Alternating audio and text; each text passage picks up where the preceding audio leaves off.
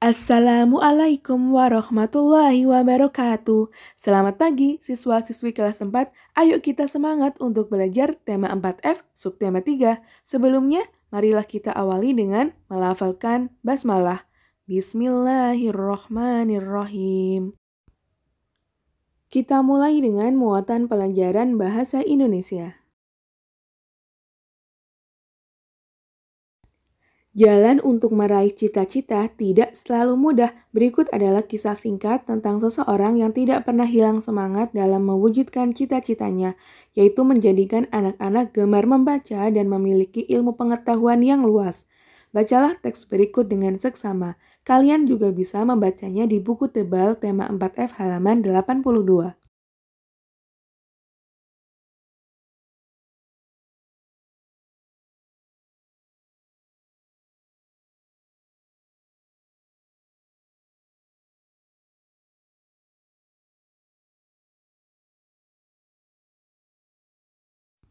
Berdasarkan teks tersebut, kita dapat mengetahui bahwa jasa Pak Ridwan Sururi yaitu meminjamkan buku secara gratis supaya anak-anak desa Serang gemar membaca dan memiliki ilmu pengetahuan yang luas.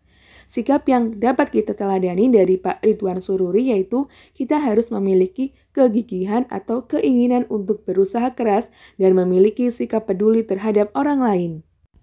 Masih ingatkah kalian bagaimana cara mendeklamasikan puisi? Berikut hal-hal yang harus diperhatikan. Simak baik-baik ya. Perhatikan artikulasi, intonasi, penggunaan tekanan, penggunaan jeda. Ada 3 jenis jeda, yaitu jeda untuk mengambil napas, garisnya ada 1.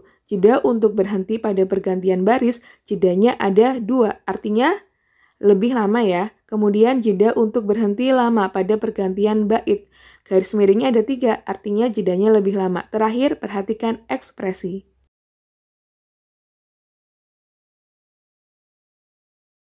Sumber daya alam terdiri atas sumber daya alam hayati dan non-hayati. Sumber daya alam hayati adalah sumber daya alam yang berasal dari makhluk hidup. Sumber daya alam hayati umumnya berasal dari hewan maupun tumbuhan.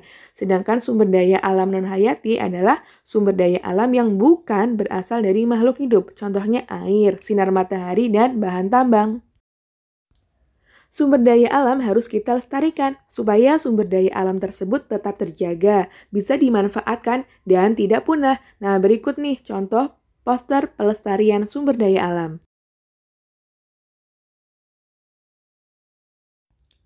Salah satu upaya untuk melestarikan tumbuhan adalah melindunginya dalam tempat pelestarian alam.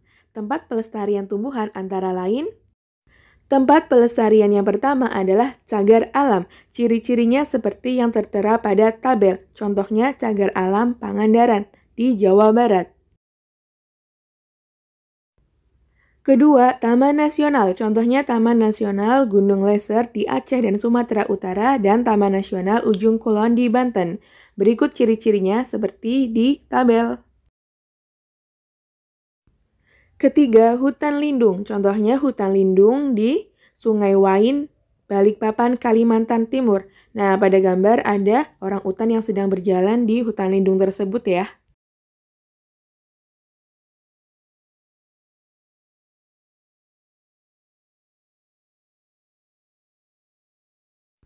Keempat, kebun raya. Contohnya kebun raya Bogor di Jawa Barat.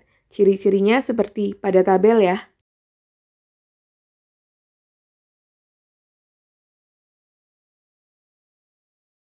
Flora atau tumbuhan dan fauna atau hewan di Indonesia tersebar ke berbagai pulau.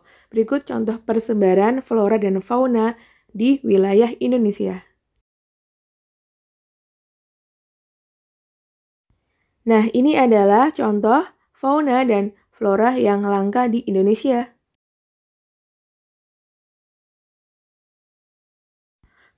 Oke, sekarang sudah ditampilkan peta persebaran fauna di Indonesia. Kalian juga bisa melihatnya di buku tebal halaman 95. Nah, dari peta tersebut kita ketahui bahwa terbagi menjadi 3 bagian ya untuk persebaran fauna. Yang pertama, bagian barat, meliputi Pulau Sumatera, Jawa, dan Pulau Kalimantan. Bagian tengah meliputi Kepulauan Nusa Tenggara, Maluku, dan Pulau Sulawesi. Bagian timur meliputi Papua, Halmahera, dan Kepulauan Aru. Nah, kalian perhatikan lagi petanya atau buka halaman 95. Di antara bagian barat dengan bagian tengah dipisahkan oleh sebuah garis namanya garis Wallace. Kemudian antara bagian tengah dengan bagian timur dipisahkan oleh garis Weber. Selanjutnya, yuk kita pelajari fauna apa saja yang ada di bagian wilayah tersebut. Bagian barat banyak dijumpai hewan gajah, harimau, badak, dan orang-utan. Bagian tengah banyak dijumpai komodo dan anoa. Bagian timur banyak dijumpai burung cendrawasih dan kasuari seperti terlihat pada peta ya. Atau bisa buka halaman 95. Selain flora dan fauna, di Indonesia juga ada hasil tambang. Sumber daya alam tambang tersebar di beberapa wilayah Indonesia. Kalian juga bisa melihat peta persebaran hasil tambang di Indonesia pada buku tebal halaman 101.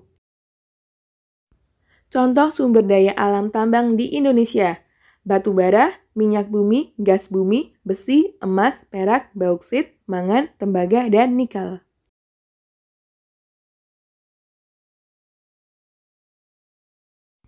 Di Indonesia ada berbagai macam agama. Ada 6 agama yang diakui di Indonesia yaitu Islam, Kristen, Katolik, Hindu, Buddha, dan Konghucu. Kita harus bersikap toleransi atau saling menghormati perbedaan terhadap pemeluk agama lain ya. Toleransi antar umat beragama dapat dilakukan dengan cara menghargai orang lain, tidak mencela agama lain, dan tidak mengganggu orang yang sedang beribadah. Oke, diingat ya, kita harus bersikap toleransi.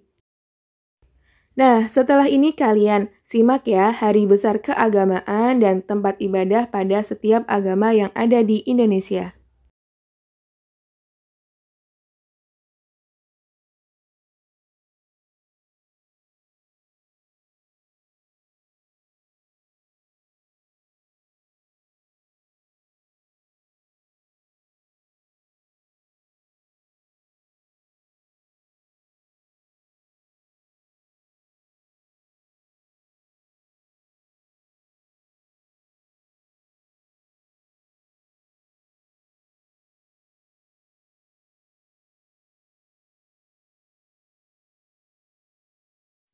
Pada muatan SBDP kita akan mempelajari 3 karya seni. Pertama kolase, kedua montase, yang ketiga adalah mozaik.